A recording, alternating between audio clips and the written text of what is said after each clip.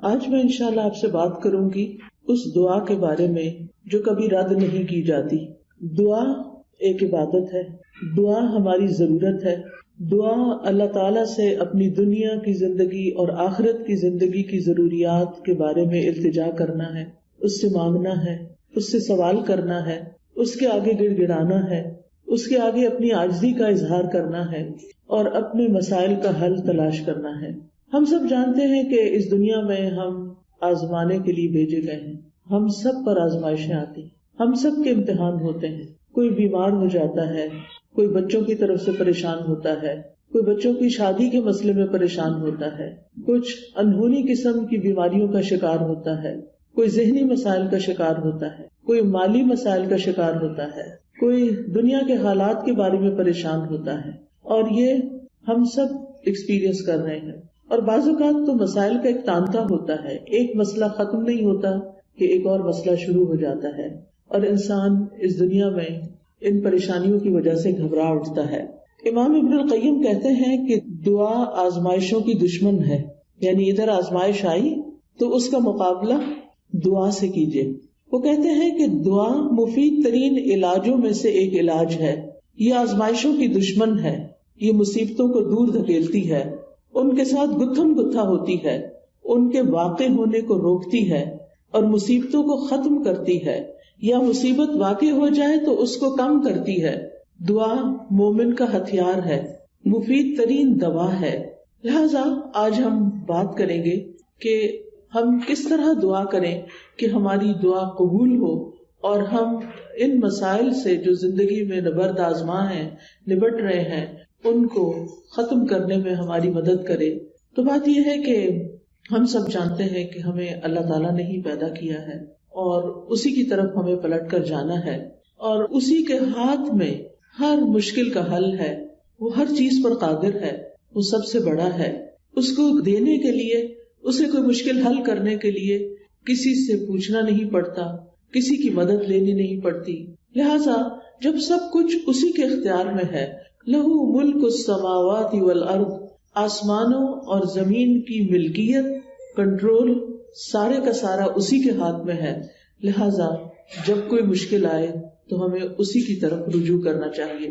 علماء نے عبادت کی جو قسم دعا سے متعلق بتائی ہے وہ دو طرح کی دعا ہوتی ہے، ایک دعا العبادہ اور ایک دعا المسئلہ. یعنی ہماری جتنی بھی عبادتیں ہیں، نماز، روزہ، حج، زکوٰۃ، جتنے بھی اعمال ہیں، ان سب کو بھی دعا کہا جاتا ہے، کیونکہ یہ بھی دراصل ہم اللہ سبحانہ وتعالیٰ کے حضور جب حاضر ہوتے ہیں، مثلا نماز میں، تو آپ دیکھیے کہ ہم سینے پہ ہاتھ باندھ کے بھی دعا کرتے ہیں. ہم سمع اللہ لمن حمدہ کے بعد ربنا ولک الحمد حمدا کثیرا طیبا مبارکا فیہ اللہم لا مانع لما اعطیت ولا معطی لما منعت. حمد کے بعد آخر میں پھر دعا کرتے ہیں. رکوع میں بھی دعائیں ہوتی ہیں، سجدے میں بھی دعائیں. حدیث میں آتا ہے کہ سجدے میں انسان سب سے زیادہ اللہ تعالیٰ کے قریب ہوتا ہے، تو وہاں بھی ہم دعا کرتے ہیں. پھر التحیات بھی دعاؤں کے ساتھ، درود شریف بھی دعا ہے، بلکہ ساری دعاؤں کا خلاصہ ہے. اور اسی طرح قبولیت کا بہترین وقت درود شریف کے بعد نماز کے اندر دعا کرنا ہے، جہاں ہم رب اجعلنی اور دیگر دعائیں پڑھتے ہیں. پھر اسی طرح روزے کی حالت میں دعا قبول ہوتی ہے، افطار کے وقت دعا قبول ہوتی ہے. پھر ہم حج پہ جاتے ہیں تو ہر مقام پہ دعائیں قبول ہوتی ہیں. تو گویا ہماری عبادات بھی دراصل دعاؤں کا ہی مجموعہ ہے، اور وہ بھی دعاؤں کی قبولیت کا ذریعہ ہے. یعنی جب ہمیں کچھ چاہیے ہوتا ہے تو ہم اللہ تعالیٰ کی طرف رجوع کرتے ہیں. نبی صلی اللہ علیہ وسلم کا طریقہ کیا تھا کہ جب انہیں کوئی مشکل پیش آتی تو وہ کیا کرتے؟ نماز کے لیے کھڑے ہو جاتے اور نماز میں پھر دعا کرتے، اللہ تعالیٰ سے مدد مانگتے. قرآن مجید میں آتا ہے وَاسْتَعِینُوا بِالصَّبْرِ وَالصَّلَاةِ، مدد طلب کرو، مدد مانگو صبر اور نماز کے ساتھ. لہٰذا یہ دعا العبادت ہے، اس کا فائدہ انسان کو دنیا میں بھی ہوتا ہے اور آخرت میں بھی ہوتا ہے. دوسری دعا وہ ہوتی ہے جس میں ہم اللہ سبحانہ تعالیٰ سے سوال کرتے ہیں، کچھ مانگتے ہیں، اس کے آگے گڑ گڑاتے ہیں. تو اس کو دعا طلب کہتے ہیں، دعا المسئلہ کہتے ہیں، جس میں ہم اللہ تعالیٰ سے التجا کرتے ہیں کہ وہ ہماری دعا قبول کر لے. اس کے بارے میں اللہ تعالیٰ فرماتے ہیں وَقَالَ رَبُّكُمُ ادْعُونِي أَسْتَجِبْ لَكُمْ. تمہارے رب نے کہا کہ مجھ کو پکارو، مجھ سے مانگو، میں تمہاری دعا قبول کروں گا۔ ایک اور جگہ پر آتا ہے سورۃ البقرہ میں، وَإِذَا سَأَلَكَ عِبَادِي عَنِّي فَإِنِّي قَرِيبٌ أُجِيبُ دَعْوَةَ الدَّاعِ إِذَا دَعَانِ فَلْيَسْتَجِيبُوا لِي وَلْيُؤْمِنُوا بِي لَعَلَّهُمْ يَرْشُدُونَ۔ اور تمہارے رب نے فرمایا کہ مجھ سے دعا کرو، میں تمہاری دعا قبول کروں گا، اور جب میرے بندے آپ سے میرے بارے میں سوال کریں تو بے شک میں قریب ہی ہوں، میں پکارنے والے کی پکار کا جواب دیتا ہوں جب بھی وہ مجھے پکارتا ہے۔ تو گویا اللہ سبحانہ وتعالی بندے کے بہت قریب ہے۔ فَإِنِّي قریب، ایک اور جگہ پر آتا ہے ان ربی قریب مجیب، کہ بے شک میرا رب قریب بھی ہے اور دعا قبول کرنے والا بھی ہے۔ لیکن دعا کی قبولیت کے لیے کیا کرنا چاہیے؟ فَلْيَسْتَجِيبُوا لِي وَلْيُؤْمِنُوا بِي لَعَلَّهُمْ يَرْشُدُونَ۔ ان کو چاہیے کہ وہ میری بات بھی قبول کریں، یعنی اگر وہ یہ چاہتے ہیں کہ ان کی دعا قبول ہو، ان کی بات قبول ہو، تو پھر وہ کیا کریں؟ وہ میری بات قبول کریں، میرے احکامات کو بھی قبول کریں۔ تو گویا اللہ تعالیٰ کی اطاعت بہت بڑا ذریعہ ہے دعاؤں کی قبولیت کا۔ اور پھر اسی طرح وَلْيُؤْمِنُوا بِي، مجھ پر اعتماد کریں، ایمان رکھیں، یعنی دعا کرتے رہیں، جب اس کی قبولیت کا وقت ہوگا، جب وہ واقعی قبول ہونی چاہیے، اس وقت وہ دعا قبول ہو جائے گی۔ اس لیے مایوس نہ ہو، اعتماد رکھیں، ایمان رکھیں، یقین رکھیں، لعلہم یرشدون، تاکہ وہ بھلائی پائیں، ہدایت پائیں۔ کیونکہ رشد جو ہوتی ہے، رشد اس میں ہدایت بھی ہوتی ہے اور بھلائی کے معنوں میں ہوتی ہے۔ یعنی انسان کی عقل کی دو قسمیں ہوتی ہیں، ایک وہ ہوتی ہے جس کے ذریعے انسان چیزوں کو سمجھتا ہے، اچھے برے کا فرق پہچانتا ہے، اور ایک ہدایت کی قسم رشد کہلاتی ہے، جس میں انسان اچھے برے کا فرق جان کر پھر بھلائی تک پہنچ جاتا ہے، خیر تک پہنچ جاتا ہے۔ اس لیے رب سے دعا کرتے رہنا چاہیے۔ اسی لیے ابراہیم علیہ السلام نے جب دعائیں کی تھی تو آخر میں فرمایا تھا ان ربی لسمیع الدعاء، بے شک میرا رب تو ضرور دعاؤں کا سننے والا ہے، یعنی وہ تو لازماً دعائیں سنتا ہے۔ اور السمیع کا لفظ، اس کا یہ مطلب نہیں کہ وہ صرف سن لیتا ہے اور بس بات ختم، نہیں، اس کا مطلب یہ ہے کہ جیسے ہم رکوع سے سر اٹھاتے ہیں تو کہتے ہیں سمع اللہ لمن حمدہ، کہ جو اللہ کی تعریف کرتا ہے اللہ تعالیٰ اس کی حمد کو سنتا ہے، بلکہ مطلب یہ ہے کہ اس کی حمد کو قبول بھی کرتا ہے، دعاؤں کو قبول بھی کرتا ہے۔ اسی طرح حدیث میں آتا ہے اللہم انی اعوذ بک من دعاء لا یسمع، اے اللہ مجھے اس دعا سے بچا لے جو سنی نہ جائے۔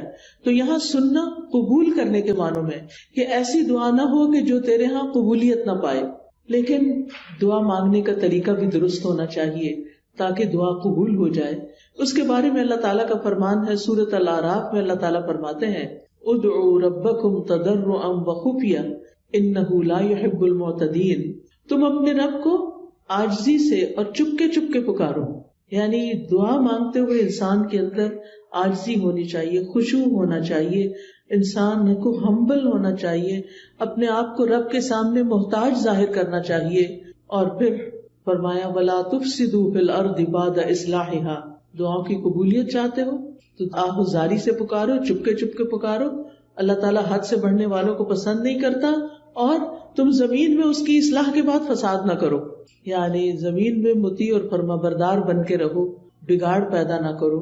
ان رحمت اللہ قریب من المحسنین، بے شک اللہ کی رحمت محسنین سے، نیکوکاروں سے بہت قریب ہے، یعنی اللہ تعالیٰ ان لوگوں کی دعا زیادہ سنتا ہے جو لوگوں کے ساتھ بھلائی کرتے ہیں، نہ کہ ان کے درمیان پھوٹ ڈالتے ہیں، فساد کرتے ہیں اور ان کی زندگی مشکل کرتے ہیں۔ لہٰذا اگر ہم چاہتے ہیں کہ ہماری دعائیں قبول ہو تو اس کے لیے بہت ضروری ہے کہ پھر ہم اللہ سبحانہ وتعالیٰ کے حقوق بھی ادا کریں اور اللہ کے بندوں کے ساتھ بھی بھلائی کا اور رحمت کا معاملہ کریں۔ یعنی ہم چاہتے ہیں کہ ہم پر رحمت کی جائے تو ہمیں کیا کرنا چاہیے؟ دوسروں کے ساتھ رحم کا معاملہ کریں۔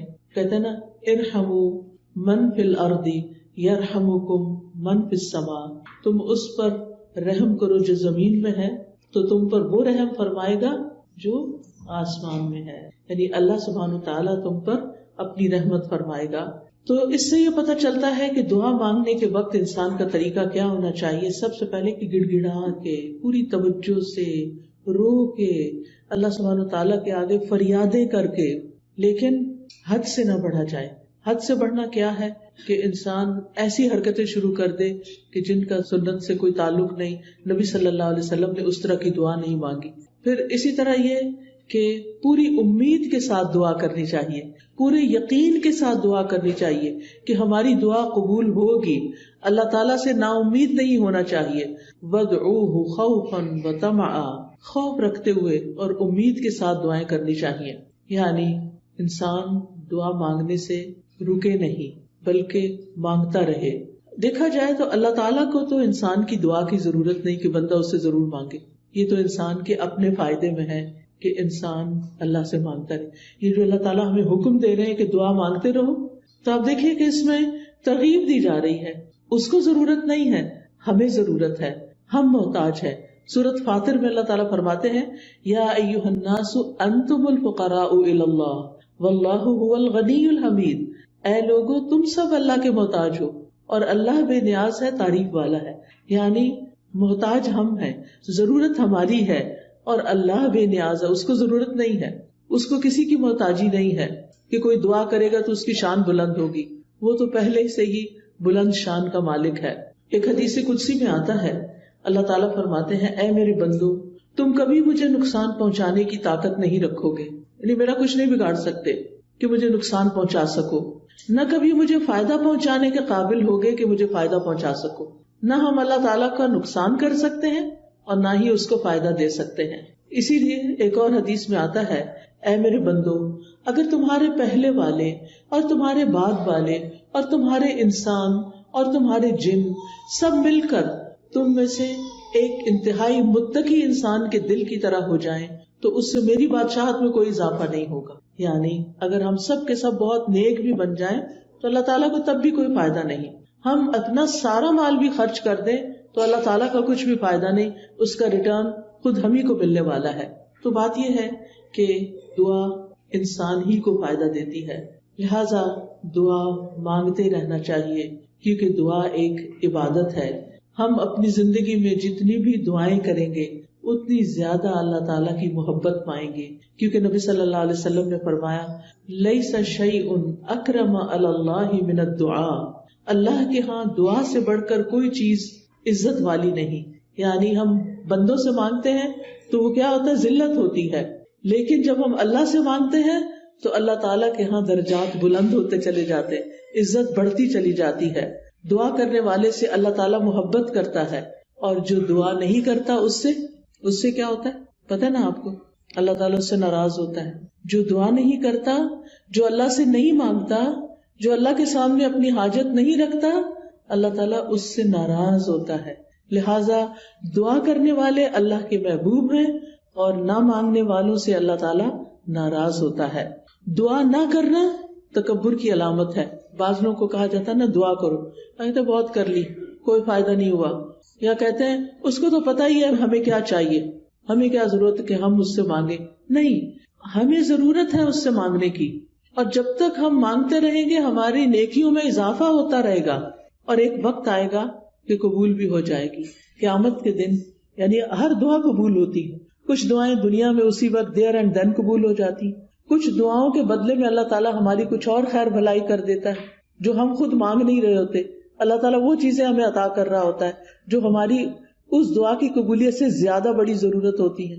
اور کچھ دعائیں ہماری آخرت کے لیے سیو کر دی جاتی ہیں. جب ہمارے عمل میں کچھ بہت اچھا نہیں ہوتا، ہمارے پاس بہت ساری نیکیاں نہیں ہوتی، لیکن ہم کسی مسئلے میں پریشان ہوتے ہیں اور دعائیں کرتے رہتے ہیں، تو یہ ہماری نیکیوں میں اضافے کا ذریعہ بن جاتی ہیں. اور قیامت کے دن اللہ تعالیٰ کے ہاں جو بندہ ان دعاؤں کا اجر پائے گا جو دنیا میں قبول نہیں ہوئی تھی، تو انسان کیا تمنا کرے گا، کاش دنیا میں میری کوئی دعا بھی قبول نہ ہوئی ہوتی اور آج سارے کا سارا مجھے یہی ملتا. ہم سب جانتے ہیں کہ دنیا کی زندگی جو ہے وہ ہماری بہت ہی محدود سی ہے. یہاں اگر ہمیں سب کچھ بھی مل جائے تو بھی ہم دیکھتے ہیں کہ یا وہ چیز ختم ہو جاتی یا ہم چلے جاتے ہیں دنیا سے. یعنی کچھ بھی تو یہاں باقی رہنے والا نہیں. ہمارے پاس قارون کے خزانے بھی ہوں تو وہ بھی ختم ہو جائیں گے، تو بھی ہمیں دنیا سے چلے جانا ہے. کل من علیہا فان ویبقی وجہ ربک ذو الجلال والاکرام. اس لیے کبھی بھی مایوس نہ ہو، مانگتے چلے جائیں، مانگتے چلے جائیں. دعا مانگنے سے کبھی بھی تھکے نہیں. لیکن دعا مانگنے کے کچھ آداب ہیں، کچھ شرائط ہیں، وہ ہمیں ضرور سیکھ لینی چاہیے. اور اگر ہم نے سیکھی ہوئی ہیں تو ضرور دوہرا لینی چاہیے.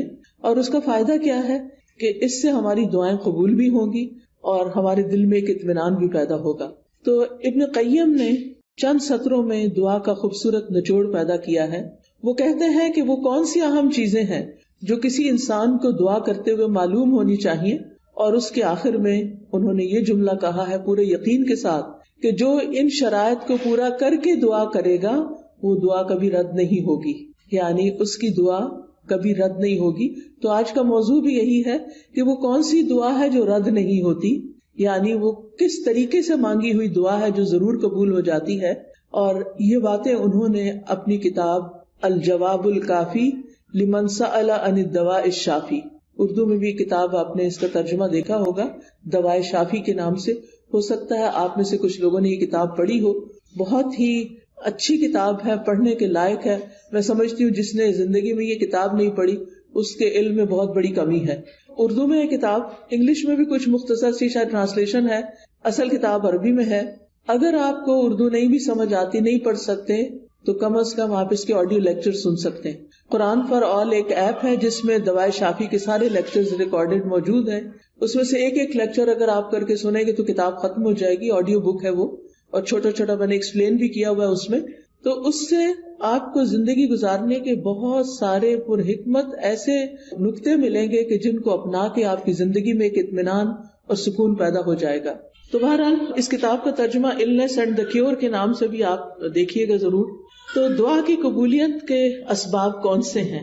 اگر آپ کے پاس کاپی پین ہو تو اپنے پاس نوٹ کر لیجئے، اور اگر نہیں تو دل پہ لکھ لیجئے. سب سے پہلی چیز دل کا حاضر ہونا، یعنی دعا کی قبولیت کے لیے سب سے اہم ترین چیز کیا ہے کہ دل کی حضوری کے ساتھ دعا کی جائے. یعنی مقصد کو حاصل کرنے کے لیے مقصد کو پہلے اچھی طرح سمجھ لینا چاہیے کہ مانگنا کیا ہے. پھر مانگنے کے لیے الفاظ کیا ہونے چاہیے، کیونکہ آپ دیکھیے جتنے اچھے الفاظ سے آپ مانگتے ہیں نا، اور جتنے پیار سے مانگتے ہیں، جتنی عاجزی سے مانگتے ہیں، تو جو آپ مانگتے ہیں وہ آپ کو مل جاتا ہے. آپ کسی انسان سے بھی، کسی بچے سے بھی، مثلا بعض اوقات ایسا ہوتا ہے نا، بچہ آپ کی کوئی چیز اٹھا کے بھاگ جاتا ہے تو آپ اسے کہتے ہیں ادھر آؤ، واپس لاؤ، تو کیا ہوتا ہے وہ اور دور بھاگتا ہے. لیکن اگر آپ پیار سے اس کو کہتے ہیں اچھا یہ دیکھو ادھر آؤ، میرے پاس یہ چیز بھی ہے تمہارے لیے، آؤ، تو وہ اس چیز کو دیکھتا ہے تو وہ فوراً آ جاتا ہے. تو جو پیار کی بات ہوتی ہے نا، محبت کی بات ہوتی ہے، اور توجہ سے بات جو کی جاتی ہے، اس کا اثر ہی کچھ اور ہوتا ہے. بعض اوقات ہم ایسے کرتے ہیں، ہمارے ہاتھ میں فون ہوتا ہے اور ہم کسی سے بات کر رہے ہوتے ہیں تو وہ دوسرے کو کوئی اثر نہیں ہوتا، بچے اس بات کا کوئی اثر نہیں لیتے. تو توجہ، دل کی حضوری، اچھے الفاظ، اور غفلت سے باہر آ کے اچھے سے مانگنا. کیونکہ حدیث میں آتا ہے وَاعْلَمُوا أَنَّ اللَّهَ لَا يَسْتَجِيبُ دُعَاءً مِّن قَلْبٍ غَافِلٍ لَاهٍ، جان لو بے شک اللہ غافل اور لہو لعب یعنی کھیل کود میں مبتلا دل کی دعا قبول نہیں کرتا. یعنی دھیان ہمارا کہیں اور لگا ہوا ہے، کان ہمارے کہیں اور لگے ہوئے ہیں، اور ہم صرف زبان سے کوئی کتاب اٹھا کے، آج کل تو بہت سہولت ہو گئی ہے نا کہ خود سے سوچنا بھی نہیں پڑتا کیا مانگنا ہے، بس بک اٹھائی دعاؤں کی، یا کوئی کارڈ اٹھا لیا، یا پھر کوئی ایپ کھول لی اور لفظ پڑھنا شروع کر دیے. ٹھیک ہے وہ بھی دعائیں ہیں، لیکن ان کو بھی سلیقے سے پڑھنے کی ضرورت ہے. ان پر بھی جب آپ پڑھتے ہیں نا تو صرف ایسے نہیں کہ قرآن کی تلاوت کر رہے ہیں بغیر سوچے سمجھے تو دعائیں بھی بغیر سوچے سمجھے پڑھتے چلے جائیں، ایسا نہیں کرنا، بلکہ جو کچھ بول رہے ہیں اس کو سمجھنا بھی ہے، کیا مانگ رہے ہیں، کیوں مانگ رہے ہیں. لہذا ہمیں غفلت سے نکلنا ہے، دل حضوری کے ساتھ مانگنا ہے، ڈسٹریکشن سے بچنا ہے. جو آپ کی خاص خاص دعائیں نا وہ ایسے وقت میں کیا کریں جب ڈسٹریکشن نہ ہو.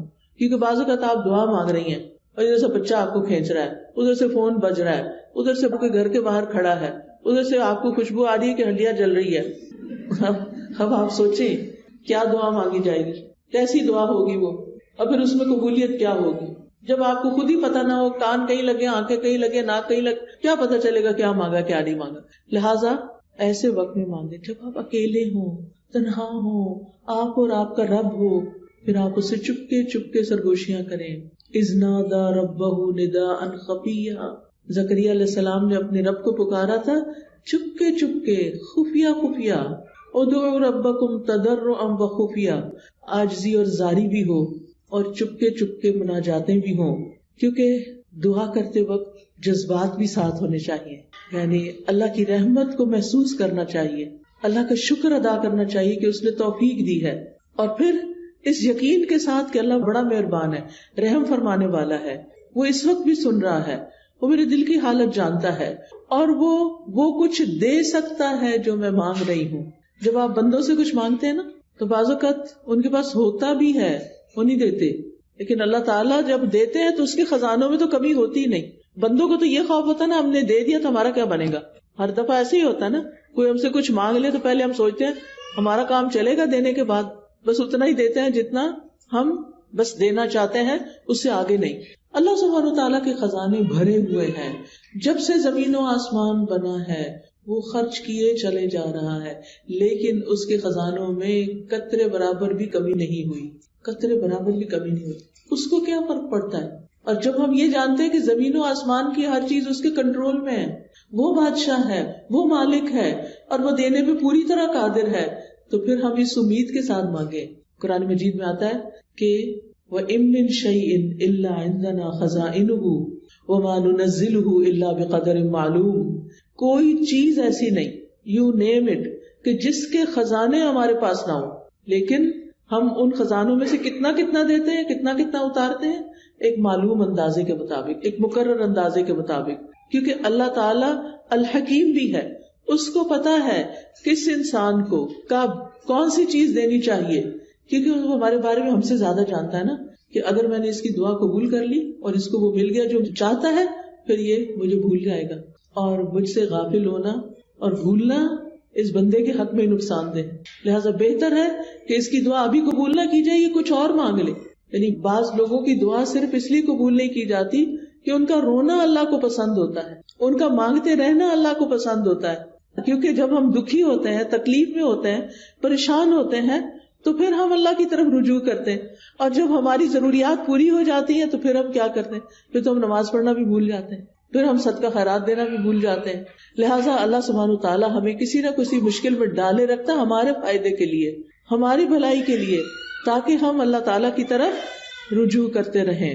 نبی صلی اللہ علیہ وسلم نے فرمایا ادعوا اللہ وانتم موقنون بالاجابہ، تم اللہ سے مانگو اس یقین کے ساتھ کہ تمہاری دعا ضرور قبول کی جائے گی، پورا یقین ہو۔ لہٰذا جب آپ کو یقین آئے گا نا تو غفلت بھی دور ہو جائے گی، دعا میں دل حاضر رہے گا، اور آپ اس طرح دعا کی قبولیت کی پہلی شرط پوری کر دیں گے۔ دوسری چیز جو ہے وہ ڈسٹریکشن ہے۔ ڈسٹریکشن کا مطلب یہ ہے کہ انسان کبھی کہیں دیکھے، کبھی کہیں دیکھے، کبھی کچھ سوچے، کبھی کچھ سوچے، اور جو مانگ رہا ہے اس کی خبر نہ ہو اس کو۔ تو ہمیں سمجھ کر دعا کرنی، سمجھ کر، یعنی یہ دوسرا اہم نقطہ ہے، حاضر دل کے ساتھ اور سمجھ کر، کیونکہ اگر پتہ ہی نہیں مانگ کیا رہے ہیں تو پھر کیا فائدہ۔ اور پھر یہ ہے کہ اگر عربی میں دعا مانگنی نہیں آتی تو الٹے سیدھے لفظ پڑھ کے نہ مانگیں، اردو میں مانگ لیں، انگلش میں مانگ لیں، پنجابی میں مانگ لیں، جو آپ کی زبان ہے اس میں مانگ لیں، تو آپ کے لیے کچھ مشکل نہیں ہے۔ اللہ تعالیٰ کو ساری زبانیں آتی ہیں، ایک ہم ہیں، ہمارے لیے ریسٹرکشن، ہماری لمیٹیشنز ہیں، ہمیں ایک زبان آتی ہے تو دوسری نہیں آتی، انگریزی آتی ہے تو فرینچ نہیں آتی، اردو آتی ہے تو پنجابی نہیں آتی بچوں کو، تو کتنی لمیٹیشنز ہیں ہماری۔ اللہ تعالیٰ کے لیے کچھ مشکل نہیں، کسی بھی ڈائلیکٹ میں، کسی بھی زبان میں، کسی بھی وقت، کسی بھی لمحے کچھ بھی مانگتے ہیں، وہ سب کچھ سمجھتا ہے، جانتا ہے، اور دینے پر پوری طرح قادر ہے۔ پھر آپ دیکھیے کہ دعا کرتے وقت کسی بے مقصد کام میں مشغول نہ ہو۔ اچھا بعض لوگ موبائل سے دعائیں پڑھتے ہیں، ٹھیک ہے، سہولت کے لیے پڑھ سکتے ہیں آپ، اب کیا ہوتا ہے اتنے میں اوپر ایک نوٹیفیکیشن آ جاتا ہے، اچھا آدھی دعا پڑھی، آدھا میسج پڑھا، نہ ادھر کے نہ ادھر کے، ملٹی ٹاسکنگ ہو رہی۔ دنیا کے کاموں میں تو ملٹی ٹاسکنگ آپ کر سکتے ہیں، لیکن اللہ تعالیٰ کے ہاں تو بس ایک وہ ہے، اس کو ایک مانتے ہوئے بس وہ اس میں بھی یہ بھی شریک کرنا پسند نہیں کرتا کہ جب ہم اس سے بات کر رہے ہوں تو ہم اوروں کے بارے میں سوچ رہے ہوں، یا اس سے بات کر رہے ہوں تو بیچ میں کسی اور سے باتیں شروع کر دیں، اس کو یہ پسند نہیں ہے۔ لہٰذا ہمیں ڈسٹریکشن سے بچنا ہے۔ بعض اوقات یہ ہوتا ہے کہ کوئی چیز ہمارے انگوٹھی وغیرہ ہاتھ میں ہوتی ہے تو کچھ لوگ کیا کرتے ہیں، دعا مانگتے ہیں اس سے کھیلنا شروع کر دیتے ہیں، کوئی بٹن کھول بند شروع کر دیتا ہے، کچھ اور کرنے لگتے ہیں۔ ان ساری چیزوں سے بچنا ہے۔ اس وقت کپڑے نہیں سنوارنے، کوئی اور کچھ نہیں، کھجانا شجانا بھی نہیں، اگر کھجانا پہلے کھجا لیں، اور پھر اس کے بعد دعا کرنی شروع کریں. یعنی 100% آپ کی توجہ دعا کی طرف ہونی چاہیے. ہمارے اسلاف میں سے کسی نے ایک شخص کو دیکھا کہ دعا کر رہا تھا اور ساتھ کنکریوں سے کھیل رہا تھا.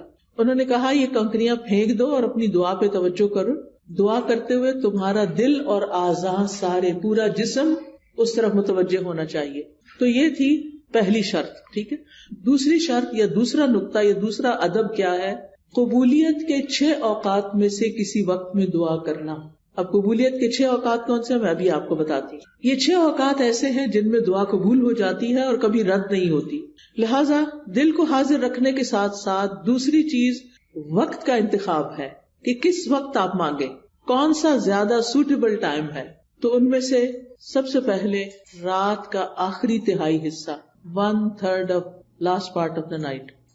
اب وہ کیا ہے, جیسے آپ کے موبائل پہ وہ ٹائمنگز ہوتے ہیں نا صلاۃ کے, تو وہ آ جاتا ہے تہجد کا وقت آ جاتا ہے. آج کل شاید 1:30 ہے یا کچھ اس طرح. تو وہ لاسٹ پارٹ آف نائٹ ہوتا ہے, جو تیسرا حصہ آخری حصہ ہوتا ہے رات کا, فجر کی اذان سے پہلے, آپ سمجھے 1.5-2 گھنٹے پہلے. اب اس وقت میں آپ اللہ تعالیٰ سے دعا کریں گے, جو کہ تہجد کا وقت ہوتا ہے. سب سو رہے ہوتے ہیں, فون کالز کرنے والے بھی سو رہے ہیں, آنے جانے والے بھی سو رہے ہیں, گھر والے بھی سو رہے ہیں, بچے بھی سو رہے ہیں, سبھی سو رہے ہیں. اب آپ کا رب جاگ رہا ہے. لہٰذا جب آپ کی آنکھ کھلے تو آپ اپنے رب کو پکاریں, چاہے آپ بستر میں لیٹے ہوئے پکاریں. منع نہیں ہے لیٹ کے دعا کرنا, آپ لیٹ کے بھی دعا کر سکتے ہیں. اس وقت کوئی آپ کو دیکھ نہیں رہا ہوگا, آپ اللہ کے آگے رو سکتے ہیں, آپ اپنی التجائیں فریادیں کر سکتے ہیں. اگر کوئی ساتھ سویا ہوا ہے تو پھر زور سے نہیں بولیے, دل دل میں بولیے, کیونکہ اللہ تعالیٰ نے اجازت دی ہے کہ ادعوا ربکم تضرعا وخفیہ, خفیہ خفیہ, چپکے چپکے, وسپرنگ میں, دل ہی دل میں اللہ کے ساتھ فریادیں کرنا شروع کر دیں. اور یہ دل کی حضوری کا بہترین وقت ہے. حدیث میں آتا ہے ہمارا رب تبارک و تعالی ہر رات آسمانی دنیا پہ نزول فرماتا ہے. جب رات کا آخری تہائی حصہ باقی رہ جاتا ہے اور وہ آواز دیتا ہے کوئی جو مجھ سے دعا کرے تو میں اسے قبول کر لوں. اللہ تعالیٰ خود پکار رہے ہیں, مانگو مجھ سے. ہے کوئی جو مجھ سے مانگے تو میں اسے عطا کر دوں. ہے کوئی جو مجھ سے بخشش طلب کرے تو میں اس کو معاف کر دوں. اور یہ ہر رات ہوتا ہے, ایوری نائٹ. لہٰذا اس وقت سے فائدہ اٹھانا چاہیے. اگر ہم اپنے گناہوں سے پریشان ہیں, اپنی بری عادتوں سے پریشان ہیں, اپنے کچھ مینٹل ہیلتھ کے بارے میں پریشان ہیں, کسی خاص مسئلے کے بارے میں پریشان ہیں, تو اس آخری حصے میں رات کے اٹھیں اور اللہ تعالیٰ سے دعا کریں. اللہ تعالیٰ اپنی شان کے مطابق آپ کو نوازے گا